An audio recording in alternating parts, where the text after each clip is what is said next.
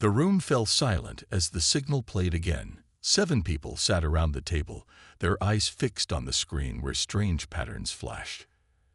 Admiral Frank Mason leaned forward, his weathered face tense. After 30 years in a program that officially didn't exist, he knew this was the moment they had been preparing for. "Play it once more," he said quietly. Dr. Ellen Ross nodded and tapped her tablet. The sequence repeated, pulses of light and sound that definitely weren't random. They had been receiving the transmission for 3 days now, beamed directly toward Earth from somewhere near Alpha Centauri. "We've cracked the basic language structure," Ellen said. "It's a warning." Mason's deputy, Commander Ben Harris, shook his head. "You're sure it's not a trick? Or a mistranslation?" Ellen pointed to her data. "The math is universal. They're using prime number sequences as a foundation. No mistake about it." She took a deep breath. "They're telling us we have 5 years before something called the Galactic Armada reaches Earth, and these Kraxan aren't coming to make friends." Mason stood up and walked to the window. From the underground base in Nevada, all he could see was the artificial light display designed to look like a normal office view. In reality, they were 300 feet below the desert. "We need to inform the president," he said finally. 6 hours later, Mason sat in the Oval Office. President Olivia Grant listened without interrupting as he explained the situation. "Let me get this straight, Admiral," she said when he finished. "An alien species we've never met is warning us about another alien species coming to attack us."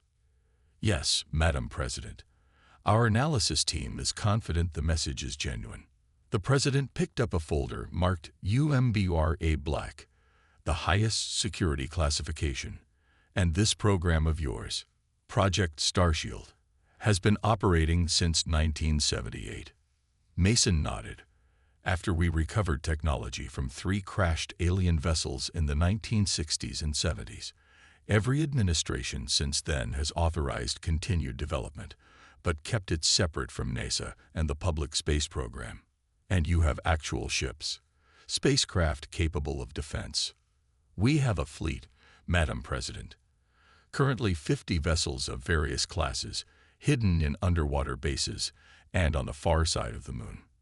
They incorporate reverse-engineered alien technology combined with human innovation." President Grant set down the folder. 50 ships doesn't sound like much against what you're describing as an armada." Mason smiled slightly. "Our technology has certain advantages. We believe the Kraxan don't know we have it." He paused. "The original alien vessels we recovered, they weren't from the Kraxan. They were from a civilization the Kraxan apparently destroyed. Their ships had technology specifically designed to counter Kraxan weapon systems. So Earth just happened to end up with the perfect defense against an enemy we didn't know was coming. I don't believe in coincidences that big, ma'am. Our working theory is that those crashes weren't accidents. Someone wanted us to have that technology." The president was silent for a long moment. "Who else knows about this fleet?" "A total of 1,200 people worldwide. Each ship has a crew of about 20. The rest are support personnel, engineers, and a few key officials in allied countries. How have you kept this secret for nearly 60 years?" Mason looked grim. "We operate completely off the books. Black budget within black budget." President Grant stood up and walked to the window, looking out at the Washington Monument in the distance. "I need to see these ships, and I need to meet your best crew. If we only have 5 years to prepare for an alien invasion, we need to accelerate everything." Mason nodded.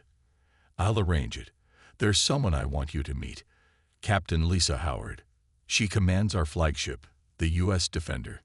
Is she good? The best pilot we've ever had.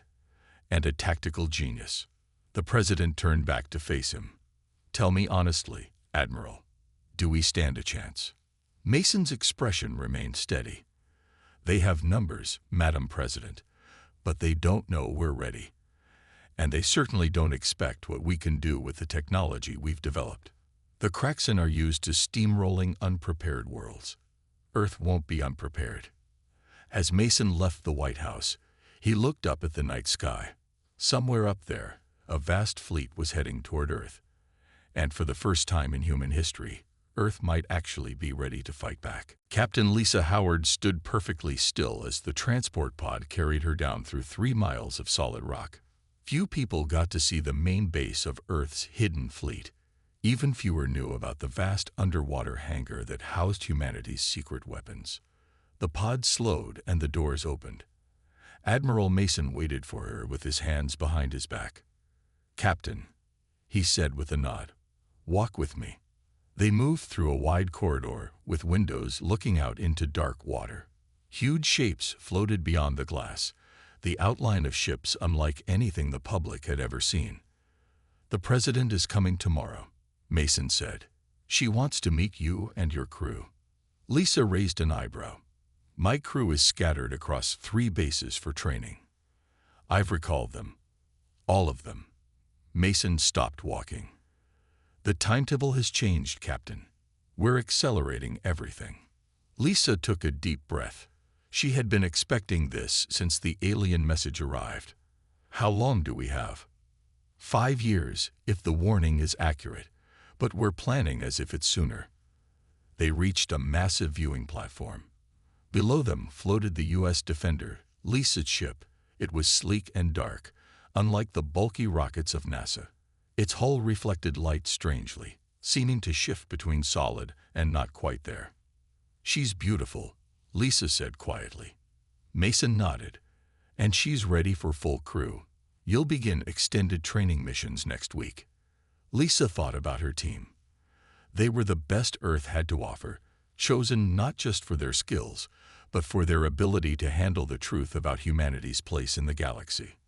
"John will be happy," she said, thinking of her tactical officer, John Martinez. The former Navy SEAL had been restless during a recent dock time. "What about Kate? Is the new engine core stable?"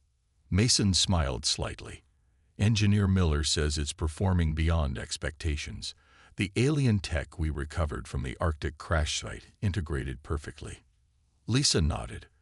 Her engineer, Kate Miller, had an almost supernatural ability to make human and alien technology work together. Along with science officer Peter Wright and communications specialist Sam Baker, they formed the core of what Mason called his dream team. "The other ships?" Lisa asked. "All 49 are at various stages of readiness. Yours is the most advanced." Mason handed her a tablet. "These are the latest intelligence reports. The Kraxan have conquered 17 systems in the past 30 Earth years. Their pattern is always the same." Lisa scrolled through the images. Devastating orbital bombardment, mass landings, complete subjugation. "They don't negotiate," Mason continued. "They don't accept surrender. They simply take what they want and eliminate any resistance." "And we're next," Lisa said. "Yes, but we have something no one else did." Mason pointed at the Defender. "Our ships incorporate technology specifically designed to counter Kraxan systems, and they don't know we have it." Later that evening, Lisa met with her crew in the secure briefing room. John Martinez arrived first, as always. The tactical officer's military bearing hadn't softened despite years in the secret program. "Captain," he said with a nod. "Heard the news. About accelerating the timeline?" "Yes." Kate Miller entered next, arguing with Peter Wright about some technical detail. The engineer and science officer were polar opposites. Kate was all intuition and creative leaps, while Peter approached everything methodically. Sam Baker slipped in last, the communications specialist nodding to everyone quietly. "Team," Lisa said once they were all seated. "The President is coming tomorrow. After that, we begin final preparations." "So it's real," Kate said. "The invasion." "It's real," Lisa confirmed. 5 years or less. John leaned forward. 50 ships against an armada. Those aren't good odds. "We're not fighting fair," Lisa reminded him. "Our advantage is that they don't know we exist. They think they're coming to an easy target, a planet with primitive space capability." "Surprise only works once," Peter noted. "Once might be enough," Lisa said. We have the best ships, the best crews, and technology they don't expect us to have. Sam looked up from his tablet. The military leaders are debating whether to go public. Lisa shook her head. President Grant will make that call. For now, we focus on getting ready. As her crew discussed strategy, Lisa walked to the window and looked at the Defender floating in the dark water. Soon that ship would be in space, facing an enemy that had destroyed entire civilizations. The odds were against them, but Earth had been preparing for this moment for decades without even knowing it. And Lisa Howard had no intention of letting her planet fall. The alarm blared throughout the U.S. Defender. Captain Lisa Howard raced to the bridge, her heart pounding. This wasn't a drill. "Report," she ordered as she took her seat. Sam Baker looked up from his communications station. Deep space sensors detected an unknown ship entering the solar system. It's not following any known path, and it's moving fast. "Show me," Lisa said. The main screen lit up with an image of a sleek, dark vessel. It was shaped like an arrowhead and much larger than the Defender. "Kraxon?" she asked. Peter Wright nodded from his science station. "Energy signature matches what we know of their technology. It appears to be a scout ship." Lisa felt a chill. "They're early." The warning said 5 years. John Martinez checked his tactical display. "Maybe they're just checking us out first. Standard military procedure. Send a scout before the main force." Admiral Mason's voice came through the comm system. "Captain Howard, you're authorized to intercept. Do not engage unless fired upon." "Understood, Admiral," Lisa replied. She turned to her crew. "Battle stations. Kate, is the stealth system operational?" Engineer Kate Miller's hands flew across her console. "Yes, Captain. We can approach undetected." "Good. John, plot an intercept course. Sam, maintain communications blackout, except for secured channel to base." The Defender detached from its underwater dock and rose silently through a hidden tunnel that led to the open ocean. Once in deep water, the ship's specialized drives engaged. There was no visible exhaust, no thunder of rockets, just a slight shimmer as the ship slipped beneath the waves and then shot upward through the atmosphere. In orbit, Commander Czar of the Kraxon Empire stood on the bridge of his scout ship, the Talon. He looked at the blue planet below with disdain. "Primitive," he said to his second-in-command. "Their satellites are crude. Their space vessels barely leave their atmosphere." "As expected, Commander," the officer replied. The intelligence was correct. "This world has resources we need but no meaningful defenses." Czar nodded. "Begin the scan pattern. I want detailed information on their military installations before the Armada arrives." The Talon moved into a higher orbit, its powerful sensors mapping Earth's surface. The Kraxon were thorough. They had conquered hundreds of worlds using the same methodical approach. What they didn't notice was the ship silently approaching from behind Earth's moon. On the Defender's bridge, Lisa watched the alien vessel on her screen. "They're scanning us," Peter reported. "Their technology is impressive, much more advanced than public Earth systems. But they can't see us," Lisa confirmed. Kate smiled slightly. "Not a chance. The stealth system is working perfectly. We're invisible to their sensors." Lisa nodded. "Let's get closer. I want to be right on top of them before they know we exist." The Defender glided silently through space, approaching the much larger Kraxon ship. At 500 meters away, they could see details of the alien vessel's hull. "Their weapon systems are active but not targeting," John reported. "They have no idea we're here."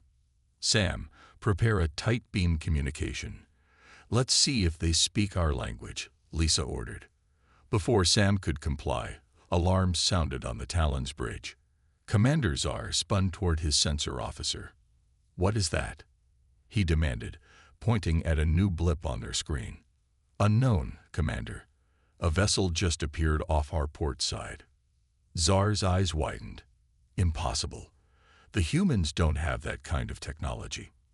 On the Defender, Lisa smiled grimly. "Sam, Open a channel. The main screen showed the Kraxan commander's surprised face.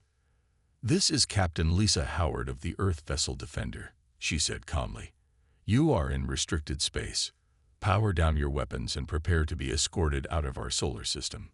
Commander Zar recovered quickly from his shock.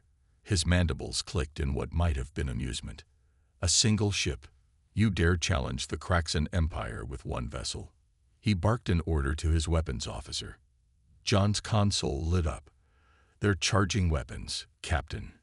"Evasive maneuvers," Lisa ordered calmly. "John, target their propulsion systems only. We want them disabled, not destroyed." The space battle had begun, far earlier than anyone on Earth had expected. And as the Defender moved with impossible speed around the larger ship, it was clear the Kraxan had severely underestimated their opponent. The Defender moved like nothing the Kraxan had ever seen. As the Talon fired its main weapons, the Earth ship seemed to shift between locations, never where the Kraxan targeting systems predicted. "Impossible," Commander Zar shouted as another volley missed completely. On the Defender's bridge, Kate Miller smiled at her console. "The phase shift drive is working perfectly, Captain. Their targeting systems can't compensate." Lisa nodded, her eyes fixed on the tactical display. "John, status on their weapons." "Still active, but they're getting frustrated. Their firing pattern is becoming erratic," the tactical officer replied. The Defender circled the larger ship, moving in and out of what the Kraxan sensors could detect. Lisa watched carefully, waiting for the right moment. "Now, John, target their main propulsion." John Martinez fired a single pulse from the Defender's main weapon. The energy beam, based on technology recovered from the alien crashes decades ago, struck the Talon's engine section with surgical precision. The Kraxan ship suddenly went dark, its systems failing as the energy pulse cascaded through its power grid. "Direct hit," John reported. "Their main systems are offline." Lisa stood from her chair. "Sam, open a channel." Commander Zar's face appeared on screen again, now lit only by emergency lighting. His expression was a mixture of shock and fury. "This is impossible," he snarled. "Your species does not have this technology." "And yet, here we are," Lisa replied calmly. "Your ship is disabled. Surrender and prepare to be boarded." 2 hours later, Admiral Mason stood in the Defender's meeting room, looking at the captive Kraxan. Commander Zar sat rigidly in his chair, his 4 arms bound to prevent movement. "You've made a grave mistake," Zar said. "When our armada arrives, your entire world will pay for this humiliation." Mason studied the alien carefully. The Kraxan were tall and insect-like, with hard exoskeletons and 4 arms ending in clawed hands. Their eyes were compound, like a fly's, giving them nearly 360-degree vision. "How many ships in this armada?" Mason asked. Zar's mandibles clicked in what might have been laughter. 500 warships, each one many times larger than your little vessel. Your planet will be ash within days of their arrival." In the adjacent lab, Kate Miller was studying the alien technology from the captured ship. Peter Wright looked over her shoulder as she connected their computer systems to parts they had removed. "This is amazing," Kate said. "Their technology is advanced, but it's so predictable, like they haven't innovated in centuries." Peter nodded. "Look at their sensor array. It's powerful but has clear blind spots." "Blind spots our stealth systems exploit perfectly," Kate added. She looked up suddenly. "Peter, I don't think this is a coincidence." "What do you mean?" "The alien tech we recovered in the 1970s. It's almost like it was designed specifically to counter Kraxan systems." Peter frowned. "You think someone gave us that technology on purpose, to help us fight the Kraxan?" Before Kate could answer, Admiral Mason entered the lab with Captain Howard. "What have you found?" Mason asked. Kate explained her theory. Mason listened carefully, then nodded slowly. It would explain why those ships crashed where they did, and why they contained exactly the kind of technology we would need. Lisa looked at the recovered alien components. "So someone out there wanted us to have a fighting chance." Possibly, Mason said. But 50 ships against 500 is still terrible odds. Kate smiled slightly. Maybe not. Look at this. She pointed to her screen. I've been studying their ship's stealth detection systems. They have nothing that can see our phase shift technology. And I think I can make it even better. How? Lisa asked. Their systems rely on predictable energy signatures. If we modify our engines to randomly vary our signature, we'd be completely invisible until we decided to show ourselves. Mason's expression grew thoughtful. A fleet they can't see until it's too late. Exactly, Kate said. We could hit them when they least expect it, disappear, then hit them again somewhere else. Like ghosts, John Martins said from the doorway. Lisa turned to Admiral Mason. We need to share this with all our ships, and we need to begin coordinated training immediately. Mason nodded. President Grant is meeting with world leaders tomorrow. I'll brief her on this development. As they left the lab, Lisa looked back at the captured alien technology. Someone had given humanity a hidden edge against the coming storm. Now they just had to make the most of it. 4 months passed. Earth waited. The 50 ships of the Hidden Fleet practiced battle maneuvers daily, perfecting their coordination and testing the improved stealth systems Kate Miller had developed. Then the day arrived. Deep space sensors detected a massive fleet entering the solar system. The alarm went across all of Earth's hidden bases. In the White House Situation Room, President Olivia Grant watched the incoming signals with Admiral Mason at her side. How many? She asked quietly. 512 ships, Mason replied, just as their commander said. The president nodded. And our fleet is in position. Yes, Madam President.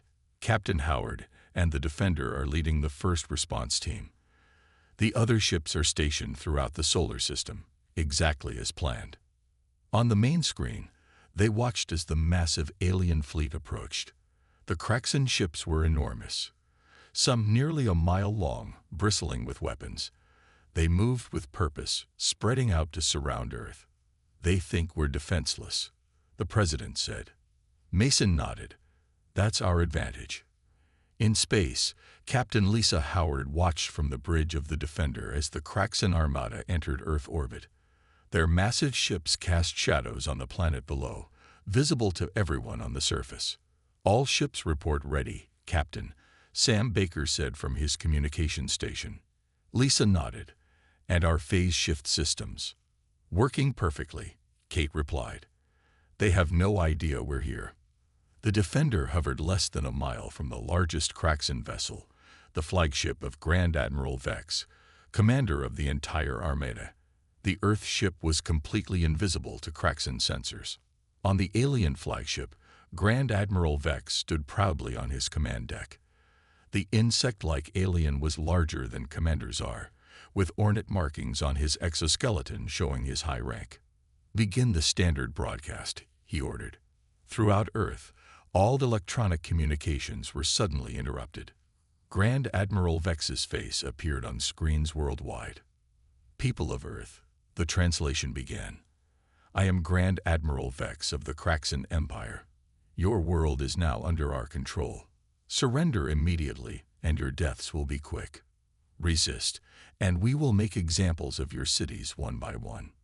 In homes and offices across the planet, people watched in horror as alien ships appeared in the skies above them. Panic began to spread. In the White House, President Grant looked at Admiral Mason. Now, Mason nodded and spoke into his secure communicator. Captain Howard, you are authorized to engage. On the Defender, Lisa heard the order and turned to her crew. This is it. John, target their command ship's weapon systems. Kate, reduce stealth field to level 3. The Defender suddenly appeared on Kraxan sensors, seemingly materializing out of nowhere right next to the flagship. Fire, Lisa ordered. The Defender's main weapons fired at point-blank range. Precise energy beams cut through the Kraxan flagship's main weapons array before they could even raise shields. On his command deck, Grand Admiral Vex staggered as his ship shook from the impact. What is happening? He roared. "A human ship, Admiral," his officer shouted. "It appeared from nowhere. Impossible. Destroy it immediately." But before they could respond, the Defender vanished from their sensors again, only to reappear behind a different section of the flagship. More precise shots disabled the Kraxen's engines. Across the solar system, Earth's other ships executed the same tactic, appearing suddenly beside Kraxen vessels, firing with deadly accuracy, then vanishing before the aliens could respond. In orbit around Earth, chaos erupted among the Kraxen fleet as ships everywhere reported surprise attacks. Their tight formation broke apart as captains tried frantically to defend against enemies they couldn't track. Grand Admiral Vex watched in growing horror as his carefully orchestrated invasion fell into disarray. "How is this possible?" he demanded. "These humans are primitives." On the main communications channel, Captain Lisa Howard's voice came through clearly. "This is Captain Howard of Earth's Defense Fleet. We are not the primitives you thought we were, and you have gravely misjudged our planet's defenses." As the Defender reappeared directly in front of the flagship's bridge, Vex saw the sleek Earth vessel through the view screen. It was tiny compared to his massive ship, yet somehow it had crippled his flagship in minutes. The trap had been sprung. Earth's hidden fleet had just begun its counterattack against the invaders who thought they faced a defenseless world. Bright flashes lit up the night sky as the battle spread across Earth's orbit. People stood in streets and on rooftops, watching the impossible sight of space combat visible from the ground. Inside the Defender, the bridge shook as a Kraxen blast grazed their shields. "They're adapting," John Martinez called out, "starting to fire in patterns to catch us when we reappear." Lisa nodded grimly. "Sam, coordinate with the other ships. We need to change our attack pattern." Around the Earth, the hidden fleet moved like ghosts, striking and vanishing. The U.S. Orion took out 3 Kraxen ships near the moon. The U.S. Valiant disabled a group trying to target North America. But the Kraxen had numbers on their side, and they were learning. In the White House, President Grant made the hardest decision of her life. She pressed the button that would interrupt all global communications.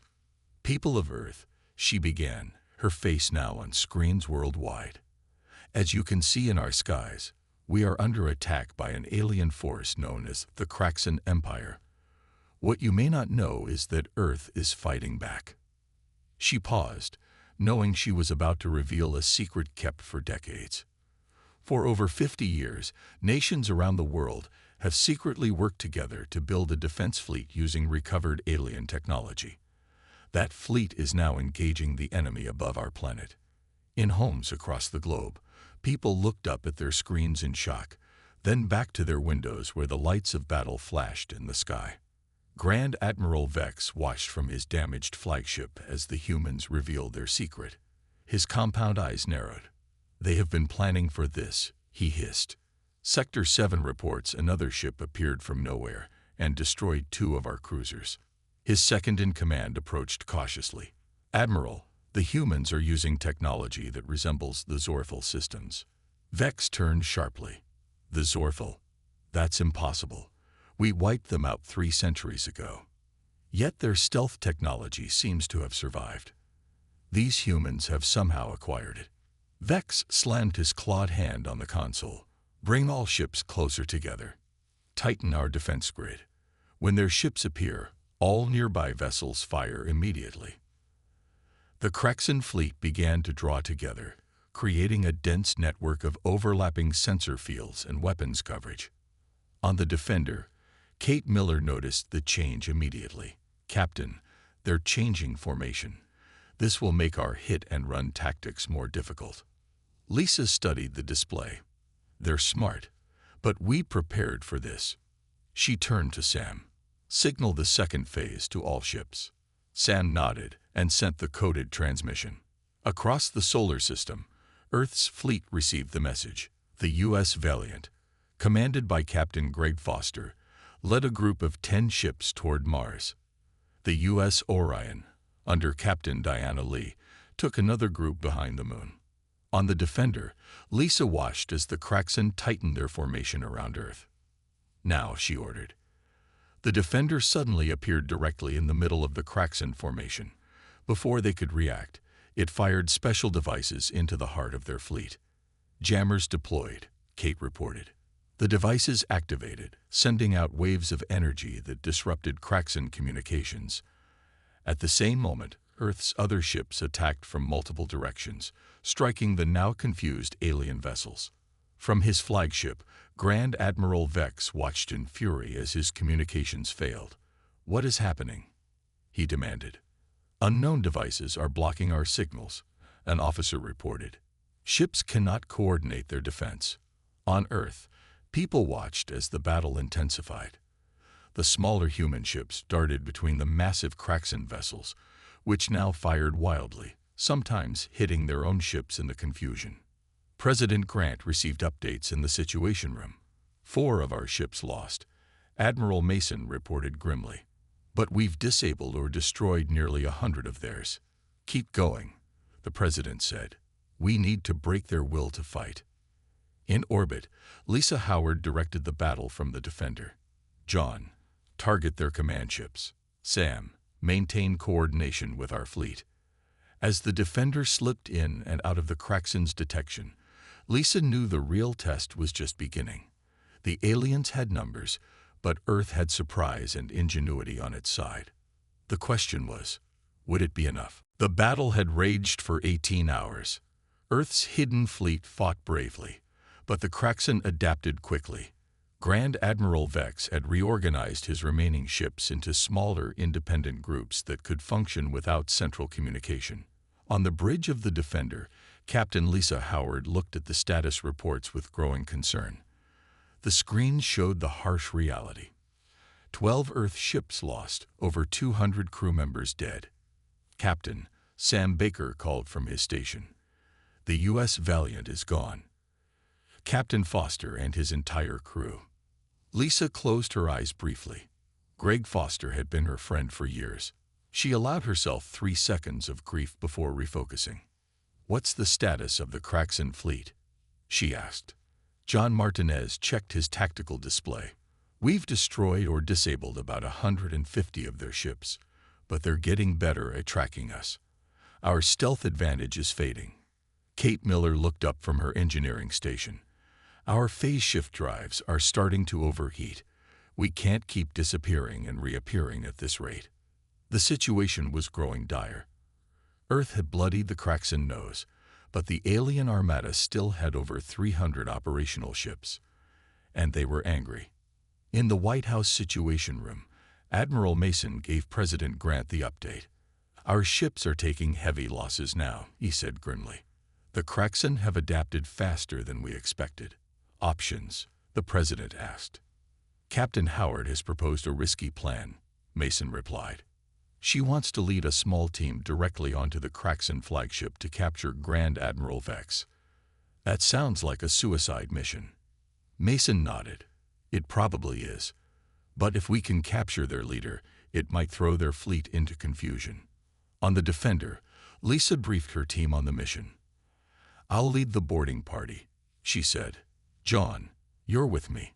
Kate, you'll need to keep the ship functioning while we're gone." John Martinez checked his weapons. "How do we get aboard their flagship?" "Their shields are still active." Peter Wright spoke up from his science station. "I've been studying their shield patterns. There's a small fluctuation every time they fire their main weapons. It creates a momentary gap." "A gap we can exploit," Lisa said. She looked at her crew. "This is voluntary. I won't order anyone to come with me." John stood straighter. "I'm in, Captain." "Me too," Sam said quietly. Lisa nodded, feeling the surge of pride in her crew. "Peter, you'll coordinate from here with Kate. We need the Defender operational for extraction." As they prepared for the mission, Grand Admiral Vex was growing increasingly frustrated on his flagship. Nearly a third of his armada was destroyed or disabled by an enemy that should have been easy to conquer. "How are these humans doing this?" he demanded. His science officer approached carefully.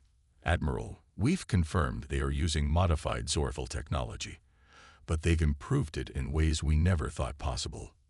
Impossible. Vex slammed his clawed hand down. The Zorfel were technologically inferior. That's why we defeated them. Perhaps, the officer suggested cautiously, they were not as inferior as we believed. Vex turned his compound eyes toward the view screen where Earth hung in space. Prepare all remaining ships. We will concentrate fire on their population centers. Let's see how their hidden fleet responds when their cities begin to burn.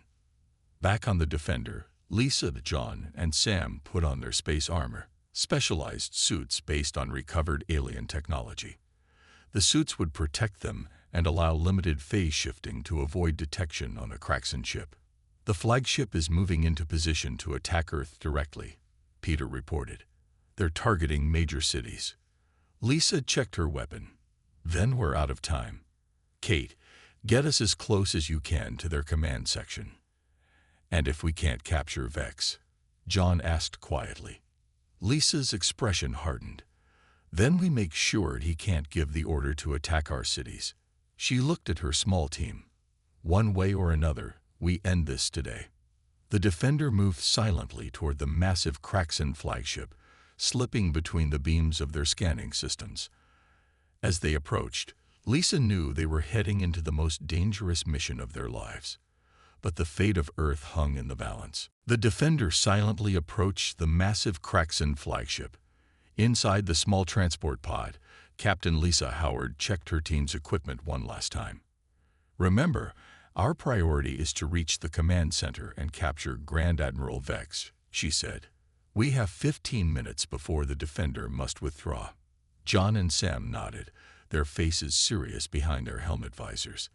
Their space armor was designed to blend with Kraxan ship environments, making them harder to detect. Peter reports their main weapons are charging.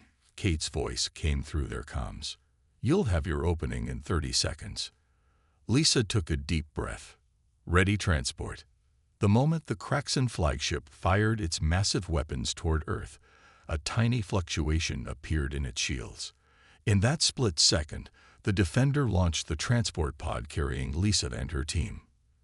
The pod slipped through the gap and landed against the flagship's hull. Special tools cut through the outer layer, and the three humans entered the massive alien vessel. We're in, Lisa whispered into her comm. Proceeding to target.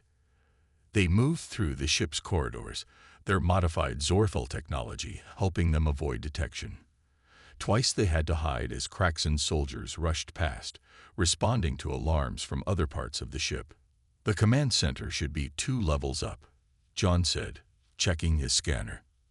As they climbed through the ship on Earth, people watched the skies anxiously. The Kraxan weapons had fired, but Earth's remaining fleet had intercepted most of the blasts. A few struck remote areas, leaving massive craters but avoiding populated cities. President Grant received updates in the Situation Room. Captain Howard's team has boarded the flagship, Admiral Mason reported. But the Kraxan are preparing for another attack. On the Kraxan flagship, Grand Admiral Vex raged at his officers. How did they intercept our attack? Fire again, target their largest cities. A junior officer approached nervously. Admiral, security reports possible intruders on level 6.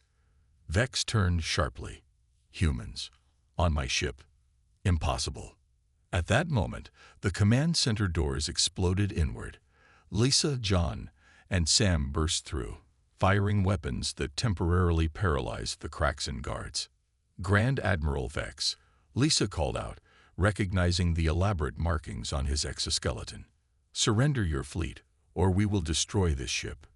Vex's compound eyes fixed on the human captain. For a moment, the command center was completely silent.